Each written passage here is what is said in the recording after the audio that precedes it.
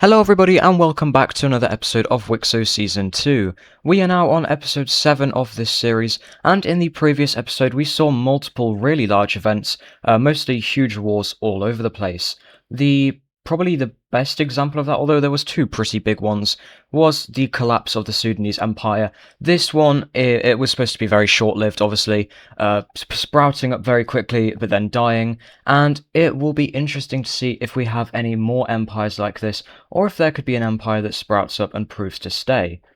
And then our second example of that, over in the Americas, the theocracy of the Mississippi country fought a war down here into the religion, or into the old Mexican country and their friends. And due to this, they did this due to the fact that they have religious differences, so this is sort of seen as a holy crusade by the Mississippi country. And we saw our first Daily Japan update, which we will obviously be continuing.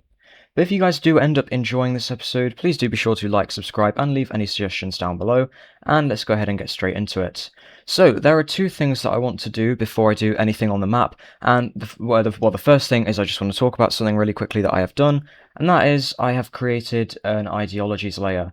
So, I'm just going to go over it first, and then I'll talk about each ideology, so I'll give you guys a chance to have an in-depth look. If you guys need to, you can pause the video while I'm over any specific area.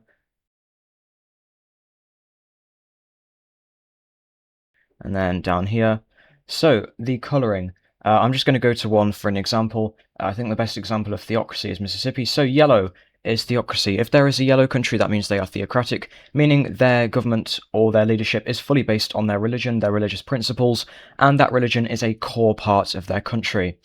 If it is light blue, then that means they are a republic. That means there is not one individual controlling the country.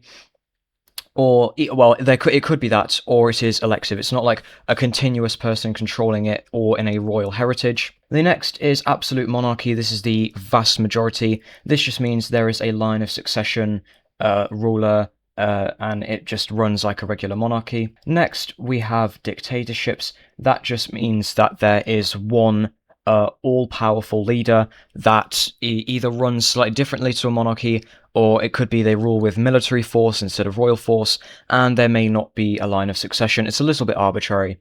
And I believe the final one is a constitutional monarchy, which I'll represent here with Greece. That means that there is a monarchy and monarch government ruling this, but there is also some aspects of democracy. So it's sort of a mix with republic and absolute monarchy. Now, do note there are no proper democracies yet, which is why they're just like light blue. Obviously, when there is proper democracies, they'll be given the dark blue color. But yeah, I just wanted to mention that because I thought that probably would be interesting. Once again, if you do want to see any of the things, you can go back and quickly take a look at it. And the next thing I want to do is the power rankings. These things really need an update because we are on episode 7 now, and I believe the last time we updated this was episode 4, so it's very out of date, so we are going to go ahead and work on this now, and then we will get into the actual events. So, right now, the strongest country in the world, I'm going to be giving number 1 to Greece. Number 2, I'm going to be giving to Shanghai. Number 3, I am going to be giving to... I think I'm going to go ahead and give it to Italy. That might be a bit surprising considering the fact they aren't ridiculously large, but they have consolidated themselves. They are one of the most stable countries, and they have strong leaders. So yeah, I think they are going to go at number 3. Number 4 is going to be the Taiwan country. Number 5 is going to Mississippi. Number 6 is going to be the new Iraq country. They have one of the largest populations. Number 7 is going to be Egypt, although we will be seeing a lot of these new post-Sudanese countries experience something that may or may not change their rankings a little bit, but we'll have to see. Number 8 is going to be Constantinople. Number 9 is going to be Moldova. And number 10, I'm going to go all the way to 10 this time. I'm going to give number 10... I'm going to give it to Korea, because it is kind of big. But yeah, these are the ranks. Now, please do take these with a grain of salt once again. I have a pretty clear idea of who is the strongest, but there could be some that probably should be the other way round, so I do apologize if I have messed up on anything. If you guys think that this should be changed, please do comment it down below. But yeah, now let's get into the actual events of the video. So first things first, we're going to be taking a look at a lot more land being explored. As in India, these new Indian countries, they are learning about this region, spreading farming and stuff like that, especially into the Indus Valley area. Speaking of that, it actually gets explored quite a lot, especially up into the northern regions. Over in Europe, we have the continuous exploration into not only Spain, but also the coast of Spain, as trading down the coast from these French countries begins to spread. We also have parts of the African coast over here at Morocco be explored as well, and we have more of the Carpathian mountain region be explored as well. We have this sort of area be discovered, and we have exploration into the Netherlands and parts of northern Germany. Now, obviously, I am doing this all in one go, but this is happening over the course of this episode and probably parts of last episode as well. So yeah, I just do want to mention that. Over in South America, we have exploration down the coast, and it sort of stops at the Peru area, as at this point everything gets very mountainous, as we can see with the terrain there, all of this stuff, mountain. In the north, we have more exploration along the coast. This has definitely happened over the last several episodes. I have not done a good job of updating the exploration of this area. And we also have more of this inner US region be explored too. And I think finally for exploration in this region, we have a lot of island discovery made by fishers, and this leads to the discovery of Cuba and the Bahamas as well. Over in Australia, we have a little bit more of the northern coast go ahead and be mapped out.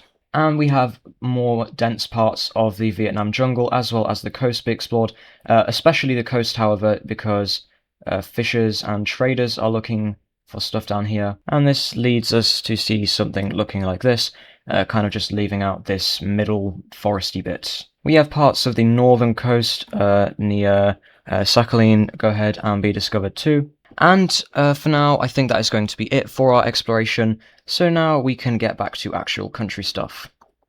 So over in Japan, we're going to see our daily Japan update take place, as we have the large southern one go ahead and explore and, expand quite a lot rather, and these guys are doing quite well. However, then we have a little bit of a coalition take place. Some of these nearby countries, more specifically the green one, and this one over here, they are a little bit threatened by the expansion of this country, and they are going to be finding a way to kind of slow them down a bit. And to do that, we have diplomats from these two countries going ahead and reaching out to Korea. We know that Korea has ambitions on Japan because Korea used to be the governing body that controlled this region of Japan when it was still under Shanghai's control. However, they lost it when they broke away, since they couldn't organize the same movement over here that they did to form their main country. And because of this, they have always wanted this land, and they've never really gone and done it because, you know, Japan's navy probably could hold them back. It might also be a bit of a struggle, but doing it with allies would definitely be a lot easier. So with this agreement taking place, we have Korea launching an invasion, and as soon as the main Japanese country is kind of ready to fight back, we have the other countries move in and just pounce on this country. The green one is very prepared for this, as they have a naval force ready to kind of do some island hopping to take over these southern regions. And in the north, we have this light blue one quickly go ahead and move in. This new area, they had only just really gained control over it. They sort of just lose it as they hadn't developed it at all. And yeah, we have this country continuing to move in, and eventually they meet up with the Korean forces, and we can now go ahead and see how this land is divided. And yeah, so it is pretty much just kind of the land that they got is what goes through in the peace treaty. But yeah, Korea manages to get a nice little foothold over here, and these two Japanese countries expand greatly. I'm sure this one's definitely prepared for that, considering they've just quadrupled in size. They definitely won't collapse. But now we will be moving over to the mainland, as in the north, we have the reddish country go ahead and expand a little bit. And we also have Shanghai expand a little bit as well. They move up and mostly focus on this area. But we also do see them moving around a little bit in the south, sort of taking over lands nearby to this country, who, speaking of them, is going to conquer a little bit of southern lands. Back down over here, we have Burma expand a little bit more inland, as, you know, with more technology, they are able to easier move into these more harsh areas to claim. And we also have them setting up like some colonies over here on the peninsula, or panhandle rather, in order to set up trade by sea with these other Chinese countries. And we actually have many groups taking inspiration from this to set up some trading kingdoms, and that is going to be taking place down here near to Cambodia. So we have this bright pink Cambodian country go ahead and form up. Don't really know how to describe that color. I guess it's peach. And yeah, these are our two new countries over here. Now, if you guys would be interested in seeing a trade routes layer, I would be happy to do that. I just don't think it's very, I don't think there's too much point to it because obviously the countries are going to trade with each other. I don't know if it really matters where the main routes are. If you guys do want to see that though, if I see multiple comments saying it under this video, I will implement it, but I just don't really see too much point, so just let me know what you think about that. Anyway, over in India, we are going to see several new countries pop up. We have this northern one. This is based around the Indus River. These guys will expand to encompass a bit more of it. We have this brown country go ahead and form over here. Near the border to India and Pakistan, I believe. Yeah, this is near the border. And yeah, these guys just set themselves up nicely. And we also have this very small lavenderish one. And the existing ones expand a bit. We have this one expand a little bit more on the coast, and they take over the starting areas of the Indus River, and the Gujarat country takes over the whole peninsula and begins to expand down. But speaking of the Indian countries, we will actually be sticking with these guys, as because of them, a pretty large advancement is going to happen in terms of connection, and that is we have these Indian coastal countries' trade ships begin to move down this coast to see what's going on, and they eventually discover that this coast is actually linked up with the Red Sea over here. So that's a nice little discovery for them. This also leads to a bit more discovery of the coast over here where Somalia is. And actually somewhat similar to what we just saw over in Cambodia, we are going to be seeing multiple trading kingdoms actually go ahead and pop up. And yeah, these are just so basically the entire country is just in this city. These are big trade cities, and their outreach is spread to the surrounding coast, and in hopes of setting up a little bit more trading outposts or anything like that. Anyway, up in the north, we have the Sudanese country go ahead and expand just a little bit, and we see Egypt do some of the same as well. We also have some more of the Arab tribes be, conquered as well by these surrounding countries. Over in Spain, we have the main central Spanish country continue to expand. These guys are doing very well. They have managed to consolidate control pretty nicely, actually. And we also have the formation of this Galician country over here, as well as this reddish one over here near Lisbon. Once forming these guys to expand, now there is a fairly large difference between these countries. These two are formed by mostly ethnically Spanish people. However, a majority of people living in this country are ethnically Greek, as this country does stem from that really old Greek colony. So these guys may not get along with each other fairly well. Up in the north, we have Normandy continue to expand, and we have them setting up their first English colony. This allows them to have greater control over the channel. However, they do struggle to invade into Brittany, as there are very strong consolidated tribes over there. In fact, so strong that they go ahead and form their own country. But yeah, so we have this small Brittany country go ahead and pop up. They do continue to expand it, and one thing to mention, over in Illyria, we have the Slovenian country expand. However, they have been here for ages, and they have barely done anything. So unfortunately for them, they are going to go through a little bit of a civil war. We have this bluish country go ahead and break away in the south. They quickly go ahead and expand up, and the Slovenian country does try to fight these guys back. However, this region they just want a new leader. This country's been stagnating, and this region is suffering due to it because this was that invaded area that wasn't originally theirs, so they don't really like being a part of this country. And eventually we have a proper border be settled on, and I'm not going to lie, that's kind of the final straw for this country. They begin to rapidly lose land. They have this land, they claimed it, but they haven't really developed anything here. So we have regional tribes take advantage of the instability, and eventually it gets so bad that we have Italy just doing that. So yeah, goodbye Slovenia. Speaking of Italy, we have them attempt to conquer Corsica. However, they actually really do struggle, and it takes them several attempts to. The tribes here, very strong, but they do eventually manage to settle it. And they also take over this region in the north. Anyway, next up, we actually need to talk about the southern regions because there is something happening here. So, with the collapse of Sudan, many of these countries just broke away, and instead of worrying about forming themselves a good government, they immediately just went to military. We need a military so we can secure our independence. But this has led to an aspect of these guys being just extremely militaristic. They neglect the people, essentially. And this is, they can survive with this for now. They're able to kind of cope. They aren't doing very well. They're falling behind the rest of these guys. But they are able to cope with it for a while until a huge famine breaks out, causing the collapse of a bunch of economies. The people begin to starve, and because of the fact that these guys have been way too invested in their military, they are not able to cope with a problem like this that well at all. And we have what is known in the history books as the post-Sudanese collapse. Basically, these countries just go into complete turmoil, and which countries? This country, this country, this country, this country, and this country. Now, notably, these guys are exempt from it because they were able to form themselves a little bit better, as they are based around the fact we're Turkish, we don't want to be conquered. And these guys have actually done really well.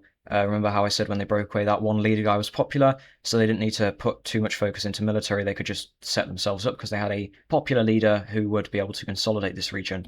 But unfortunately for these other guys, it's not going to go so well. And essentially what we have, all of these guys are just like, we need to go on a conquest and invade so we can get land and get stuff so we don't collapse. The first instance of this is seen with the Palestinian country launching an invasion into this really weak green country, and they begin to invade. However, one issue, they don't pay the armies anything. And this isn't an issue because the armies know, like, okay, we're doing this, we get food from this country, and that's our method of payment. But one thing about this country, it doesn't have food. So the armies moving in, they aren't getting supplied, which is probably not a great idea. They aren't getting supplied, and now they can't eat, so they just stop fighting. They return home, and then there's a bunch of angry troops that are like, can you give us something for our effort? Like, a bunch of us died. They're like, no. So they just stage a revolution. And yeah, so that's probably not amazing. So we have this new, like, army country forming up, and they take over this land. We actually have them just breaking into the capital, as the other, like, military members who are still stationed in here, they don't like this, and these are their fellow men. So they agree to join up, and that, like, leads to these cities just going ahead and falling. And we essentially have this country just completely collapsing over to this military movement. This is also seen in the south. The Egyptian country, they think they're fairly strong, so they try to launch an invasion of this Sudanese country. And it goes pretty well at first, until the militia group gets involved. And the militia group, they really want to invade Egypt, as it's kind of what they hoped they would get from invading this country. They have the Nile Basin where they can just steal a bunch of food. So they move in, start invading, and take over the capital of Egypt. Now, the regional countries, or the regional powers rather, have many different, what do they think to this? They have many different reactions. So the Economical Alliance does not like this. They have lost trading partners, this is now chaos, and they are trying to think of a solution. These guys, however, they are enjoying this a supreme amount, and they are going to be taking huge advantage of this to rapidly launch an invasion in. They remember what the old Iraq Empire was like, and they want to recreate it. They want glory. So they quickly launch an invasion in, and they begin to conquer this blue country, who they have not been doing so well. So yeah, they go ahead and quickly move in. They capture this capital city, and then they move to the coast. And we also have a little bit of invasion into this country, and then they start to fight up with the militia group, and the militia group has just gained a huge amount of members because they're like, hey, people who live in our country, join us and you can get food. They've just shown that they've just blasted Egypt and gotten food and caused a little bit of disturbance over here, and because of this, now about 60% of the able-bodied male population in this country are fighting in the military, which is just ridiculous. This actually gives them an army almost twice the size of Iraq's professional army. I do want to say that, professional army. But still, this does allow them to move up a little bit. And we also have a little bit of a stalemate take place. Anyway, this country dies, rip. And yeah, so now it's like, well, now with this region, these guys just join.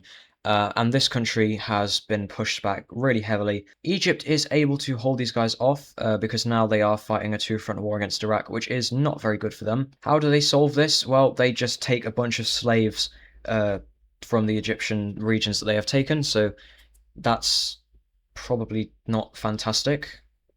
And we have the militia group begin to invade into regions of the Sinai Peninsula. But this area is actually in favor of being in this country. As you can see, they are this country's religion. So what we actually have happening is we have a bunch of pro-Sudanese breakaways. These guys are like, we should have just stuck with Sudan. They formed this empire, and we didn't want to be a part of Egypt anyway. They just took us over in the rebellion. So now, yeah, rebels. And these guys, because they have support of the population, they start kicking the militia group out, and eventually the militia group is pushed out of the main sector of Egypt.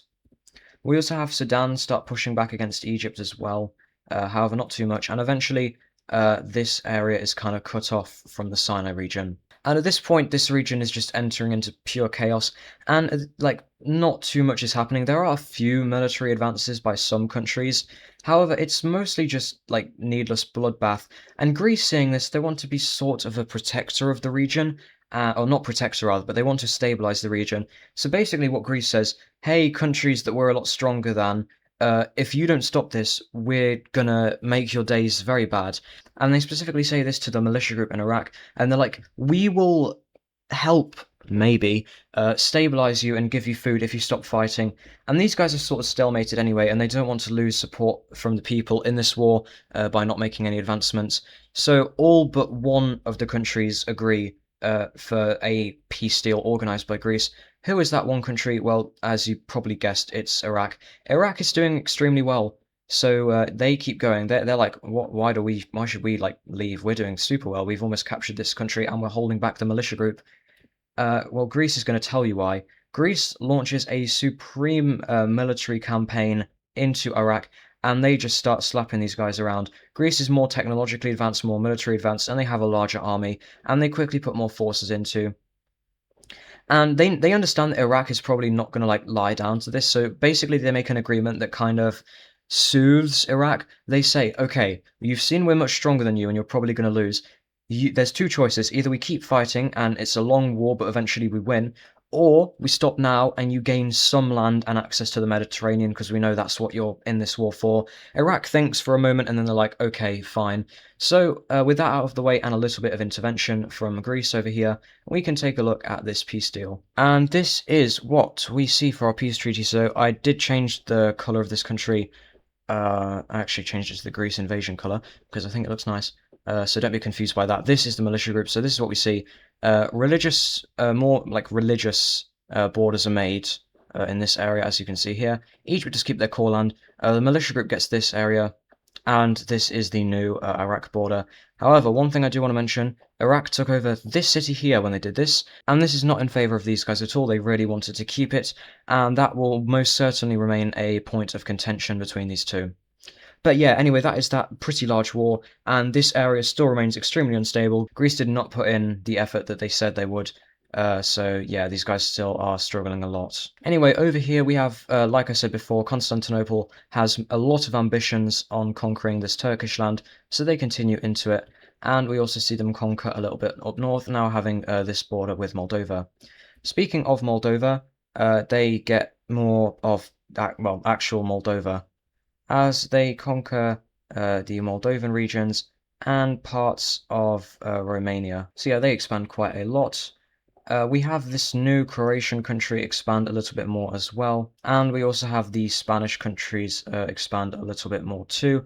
More specifically, we have the Galician country taking a hold of a lot of this northern area. But now we are going to be taking a look at a very important event, and this event will not only be setting up a very major war in the next episode, it will also be setting the course for the rest of this week, so for very many episodes. And to see what this is, we need to move up to this city in Turkey. Now, this city, it used to be a town, however, over the last few years, it has become very big, and this is mostly because it was a town in a remnant, when Sudan and Iraq controlled it. And recently, obviously, it has been very big, like I just said, and a large amount of the native Turkish peoples have moved into the city. And because of this, this city, which is sort of a city-state, has very good relations with the Lavender country. These are both Turk peoples' countries. However, this peaceful balance is going to be disrupted as we have the Trebizond country conquering this land for the express purpose of taking over this city, and in order to establish more claims over this land, they are looking to expand. And the Turkish country does not like this at all, and due to this, and they want to expand. I mean, they have probably taken over this land. I probably should have shown that, but they have taken over this land, and they were kind of near this city. And they do not like this at all, as this city was a bit of a food provider for them, and because of this, they are going to be starting a very major war. As we have the Turkish country move up north, conquer this, remaining area, and they are going to be launching an invasion, and they quickly move in and they go ahead and siege this city. And this is extremely bad, as a huge portion of the army was in there fighting. And this is actually so bad that the Trebizond country is going to be calling out other countries in order to help them, and they are going to be calling out countries that they believe will be very much willing to be on their side in a conflict here. And they are going to be sending out a message to two specific countries, Constantinople and Moldova. And the reason that they do this is because they know that Constantinople does not like Turkey, so they hope that they will be willing to help them here, and they are very good sea trading partners with Moldova. These two are each other's best allies. Also, Trebizond did not like Crimea at all, and Moldova does not like Crimea, so they have like a bit of a common enemy there.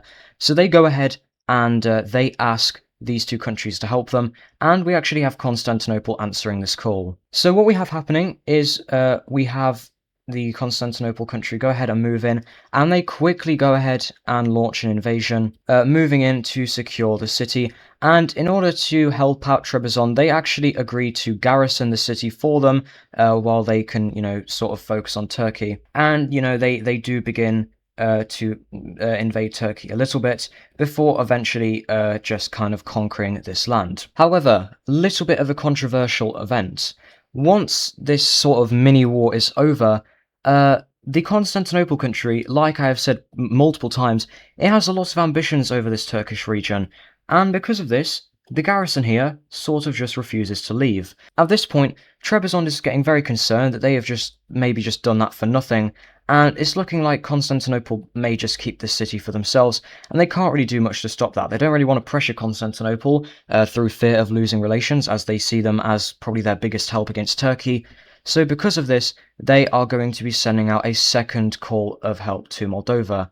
Now, Moldova is a little reluctant to accept this, as they know that, helping Trebizond sort of retake this could be very bad, as that is somewhat a conflict with Constantinople, who is an ally of Greece. However, they are firm to keep their ally and somewhat influence in this region, and they are not very big fans of Constantinople. They know that Constantinople has ambitions over this land, as I've just shown previously.